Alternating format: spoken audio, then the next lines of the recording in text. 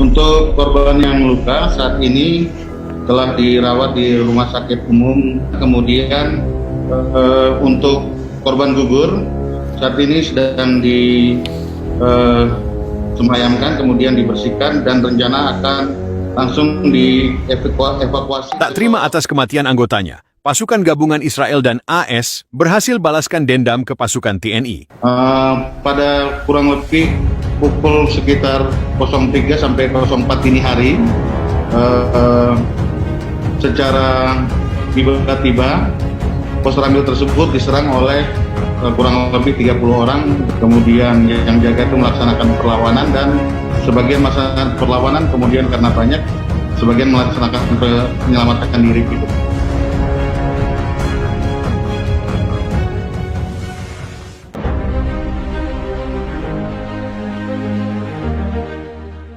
Darah belum kering, asap belum sirna, jeritan kehilangan masih terdengar di antara reruntuhan. Dunia belum sempat mencatat secara utuh kemenangan kecil yang diraih pasukan TNI dalam pertempuran heroik di jalur Gaza. Ketika kabar menggetarkan itu datang, pasukan gabungan Amerika Serikat dan Israel meluncurkan serangan balasan mematikan terhadap posisi TNI di Gaza Utara. Serangan itu bukan sekadar respons militer, ini adalah balas dendam. Balas dendam atas gugurnya sejumlah anggota pasukan elit IDF dan marinir AS dalam operasi pengepungan yang digalang TNI 2 pekan lalu. Dalam serangan mendadak tersebut, TNI berhasil mengeksekusi salah satu operasi sabotase tersukses dalam sejarah perang modern, menghancurkan gudang senjata Israel dan memukul mundur batalion marinir AS yang tengah mengawal logistik. Namun kemenangan itu mahal, terlalu mahal bagi ego dua negara adidaya. Israel dan Amerika tidak akan membiarkan kejayaan TNI bertahan lama, dan mereka membuktikannya. Pada dini hari, pukul 03.30 waktu setempat, langit Gaza dihujani rudal presisi tinggi. Jet tempur siluman F-35 Israel, didukung armada pembom B-2 Spirit milik Amerika Serikat, melepaskan lebih dari 80 rudal udara ke darat ke 5 posisi utama pasukan TNI. Kamp komando, pos radar, serta markas logistik yang terletak di jalur utara Gaza menjadi sasaran utama. Ledakan pertama menghantam markas pasukan elite TNI yang dikenal sebagai Garuda Hitam, sebuah unit yang sebelumnya memimpin operasi infiltrasi ke basis Israel. Beberapa laporan awal menyebutkan setidaknya 27 prajurit gugur, termasuk Letkol Wisnu Ardianto, tokoh legendaris yang sebelumnya disebut sebagai bayangan dari Gaza oleh media Arab. Pasukan TNI yang tersisa mencoba melakukan evakuasi cepat, namun serangan darat yang dilancarkan unit gabungan Delta Force AS dan Sayeret Matkal Israel memperburuk keadaan. Terowongan bawah tanah yang dibangun untuk logistik dan persembunyian dibombardir dengan bom bunker buster, menjadikannya liang kubur massal. Dalam konferensi pers gabungan di Yerusalem, Menteri Pertahanan Israel Yoav Gallant dan Menteri Pertahanan Aliseas Lloyd Austin menyampaikan pesan tegas. Kematian tentara kami bukan statistik. Mereka adalah keluarga kami, sahabat kami. Mereka adalah wajah dari kebebasan. Dan atas nama mereka kami membalas dengan kekuatan penuh, ujar Austin. Gallant menambahkan, kami tidak hanya membalas, kami memperingatkan. Siapapun yang membantu musuh kami akan mengalami konsekuensi yang tidak terbayangkan. Pemerintah Indonesia menyampaikan kecaman keras terhadap serangan tersebut. Dalam pidato berapi-api di depan sidang darurat Dewan Keamanan PBB, Presiden Indonesia menyatakan, pasukan kami datang untuk membawa harapan dan menghentikan genosida. Tapi yang mereka terima adalah rudal dan penghinaan. Tapi dengarkan ini, Indonesia tidak akan tunduk, kami tidak akan undur. Duka kami akan berubah menjadi kekuatan. Di tanah air, gelombang protes merebak. Rakyat Indonesia menuntut respons yang lebih keras. Di media sosial, tagar Shros balas TNI dan Ris Garuda bangkit trending selama 2 hari berturut-turut. Analis militer memperingatkan bahwa balasan brutal Israel alias ini bisa memicu eskalasi lebih besar. Pasukan Indonesia yang tersisa di Gaza kini berada dalam posisi defensif. Sementara kapal induk KRI I Gusti Ngurah Rai telah dikerahkan ke Laut Merah bersama kapal selam nuklir sewaan dari Rusia. Lebih dari itu, negara-negara yang tergabung dalam koalisi timur, Iran, Tiongkok, dan Suriah, mulai membuka pembicaraan tentang perluasan bantuan militer kepada Indonesia. Sementara Rusia menyampaikan dukungan penuh terhadap perjuangan sah Indonesia di Gaza.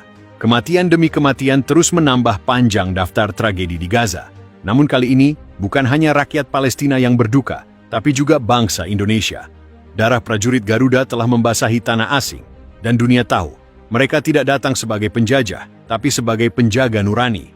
Kini, setelah pasukan gabungan Israel dan Amerika melancarkan serangan brutal, dunia menanti. Apakah ini awal dari Perang Dunia versi baru? Ataukah ini hanya sebuah prolog dari kisah dendam yang akan terus berulang? Garuda telah dipukul, tapi sejarah telah membuktikan, burung itu selalu bangkit, lebih tajam, lebih kuat. 2 pekan sebelum tragedi ini terjadi, dunia dikejutkan oleh laporan dari garis depan pertempuran di Gaza. Pasukan elit Tentara Nasional Indonesia yang tergabung dalam koalisi pembebasan Palestina bersama Iran dan Suriah berhasil menyusup ke dalam jantung pertahanan Israel di Gaza Utara. Operasi yang dinamai Kupu-Kupu Malam itu merupakan salah satu operasi gabungan infiltrasi yang paling berani dalam sejarah konflik Timur Tengah. Dipimpin oleh Letkol Wisnu Ardianto, tim Garuda Hitam melakukan serangan langsung ke pos komando taktis Israel Amerika. Dalam waktu kurang dari 2 jam, mereka menghancurkan gudang amunisi, menewaskan 14 tentara elit IDF, dan mengeksekusi 1 regu marinir AS yang diduga terlibat dalam serangan brutal terhadap warga sipil Palestina. Bagi Indonesia, operasi ini adalah simbol keberhasilan. Tapi bagi Israel dan Amerika Serikat, itu adalah penghinaan yang tak bisa ditoleransi. Pada tanggal 25 April 2025, pukul 03.344 waktu Gaza, langit berubah menjadi neraka. 8 pesawat pengebom siluman B-2 Spirit milik Angkatan Udara Amerika Serikat meluncur dari pangkalan rahasia di Qatar. Diikuti oleh 16 jet tempur F-35 Israel yang membawa rudal berpemandu presisi. Mereka menargetkan 5 lokasi utama yang diketahui menjadi basis kekuatan TNI di jalur Gaza. Pos Komando Garuda Hitam, depot logistik, pusat komunikasi satelit, serta 2 kamp latihan pasukan Indonesia menjadi sasaran utama. Dalam waktu 12 menit, lebih dari 80 rudal diluncurkan. Hantaman pertama menghancurkan bunker bawah tanah tempat Letkol Wisnu biasa memimpin briefing tempur. Ledakan kedua menyapu barak utama yang menampung 56 personel TNI. Sementara itu, gelombang ketiga rudal menghantam iring-iringan kendaraan taktis yang tengah memindahkan suplai medis ke wilayah Khan Yunis. Korban. Menurut laporan awal dari otoritas Palestina, setidaknya 41 prajurit TNI gugur di tempat, termasuk Letkol Wisnu sendiri. Beberapa korban ditemukan dalam kondisi hangus terbakar.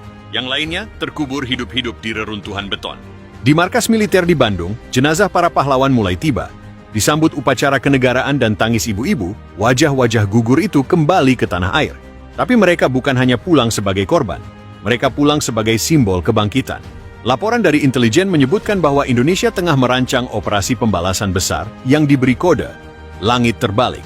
Sebuah operasi multidimensi yang melibatkan serangan siber, sabotase satelit, dan infiltrasi ke jantung pasukan ACWC di Irak dan Israel. Dunia menahan napas. Perang ini belum usai. Ini bukan sekadar pertarungan militer. Ini adalah pertarungan moral, ideologi, dan kehormatan. Dan Indonesia, negeri yang dulu dikenal sebagai tanah damai, kini berdiri di garis depan sejarah. Luka telah tertoreh, tapi di balik luka itu, bara telah menyala.